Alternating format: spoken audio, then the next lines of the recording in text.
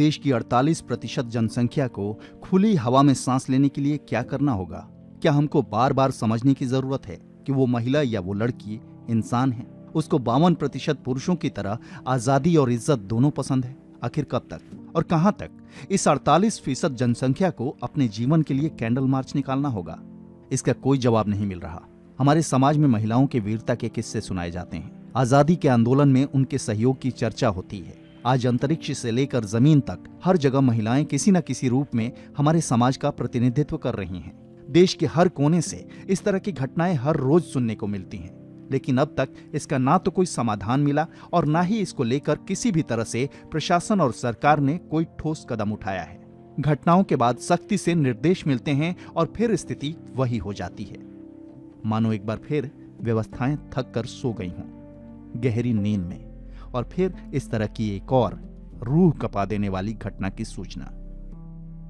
हम बात दिल्ली की करें या मुंबई की करें, या फिर यहां से सैकड़ों हजारों किलोमीटर दूर झारखंड के साहिबगंज जिले के थाना रांगा क्षेत्र की, जहां एक नाबालिग आदिवासी को 5 नाबालिग आरोपियों ने अपने हवस का शिकार बनाया और फिर उसकी हत्या कर दी। लोगों में घटना को लेकर अभी चर्चाएं आम हुई ही थीं कि एक और नाबालिग दुमका के रामगढ़ इलाके में इन वहशी दरिंदों की शिकार हो जाती है। यहाँ भी कथित रूप से बच्ची के साथ पहले दुष्कर्म, फिर उसे मौत के घाट उतारकर फेंक दिया जाता है।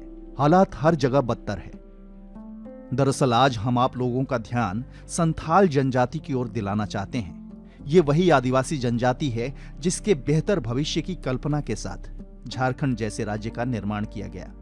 लेकिन वहां जो हालत इन आदिवासी महिलाओं और लड़कियों की है, उसको सुनकर ही आपके शरीर में कंपकपी दौड़ पड़ेगी। बावजूद इसके न तो यहाँ मीडिया का जमावड़ा है और न ही नेताओं का पैदल मार्च, न कोई मुआवजा और न ही संवेदना। बस जिंदगी है जो जीने को मजबूर किए हुए है।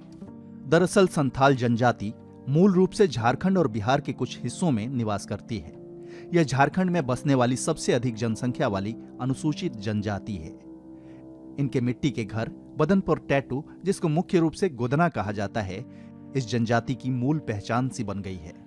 इस सब के बीच भी संथाल महिलाओं की जीवटता को देखिए कि खेती बाड़ी के काम और परिवार के अन्य कामों में इनका महत्वपूर्ण योगदान होता है। लेकिन आज इन आदिवासी महिलाओं के जीवन में जिस तरह का ग्रहण लगा है, उसने इनको डर के साये में जीने को मजबूर कर दिया है। आए दिन आदिवासी महिलाओं के साथ घट रही दुष्कर्म, हत्या की वारदातों के साथ इनकी जमीनें हड़पने की घटनाओं ने इनको सहमा कर रख दिया है। यहां तक कि राज्य के मुख्यमंत्री हेमंत सोरेन का विधानसभा क्षेत्र भी इससे अछूता नहीं है। ऐसे में सवाल उठता है कि प्राकृतिक संपदा से अमीर इस राज्य की लोगों की सोच इतनी गरीब कैसे हो गई? क्या इन महिलाओं के खिलाफ इस तरह के वारदात को अंजाम देने वालों के मन से कानून का खौफ मिट चुका है? क्या प्रशासन और पुलिस की नाकामी ऐसे गुनाह करने वालों को ऐसा करके बच निकलने का रास्ता दिखा रही है? राज्य में आदिवासी महिलाओं की हालत बेहद बुरी होती जा रही है। बड़े शहरों से दूर इन महिलाओं के साथ होने वाले अत्याचार के खिलाफ तो कोई कैंडल मार्च भी नहीं निकलता। कोई राजनेता इनके लिए लाठियां नहीं खाता, ना कोई प्रदर्शन, ना कोई भूख हड़ताल।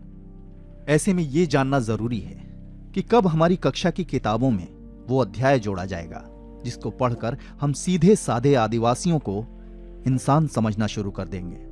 हम महिलाओं के खिलाफ होने वाले अपराध में हल्ला मचाने से पहले धर्म तलाशते हैं, फिर राजनीति और अन्य फायदों के लिए इसका ठीकरा कानून, पुलिस और प्रशासन पर फोड़ देते हैं और अपने आप को सुरक्षित बाहर निकाल लेते हैं। जबकि ऐसे अपराधों में दोषी समाज और समाज में व्याप्त पुरुष प्रधान मानसिकता है, जिसको हम कभी स्वीकार ही नहीं करना चाहते हैं। आखिर हमारा समाज महिलाओं के प्रति बढ़ते अपराध को लेकर कब खुद को बदलेगा? कब घिनौनी मानसिकता से ग्रसित ये समाज में पल रहे सांपों का विरोध समाज के अंदर से शुरू होगा, चाहे वो नाबालिग ही क्यों ना हो? हमें ऐसे में जागने और अपने अंदर के राम को जगाने की जरूरत है, जो नारी सम्मान के लिए मर्यादा का पालन करे और अपने को मर्यादा पुरुषोत्तम बनाए। मतलब पुरुष होकर भी मानसिकता पुरुषों में उत्तम हो।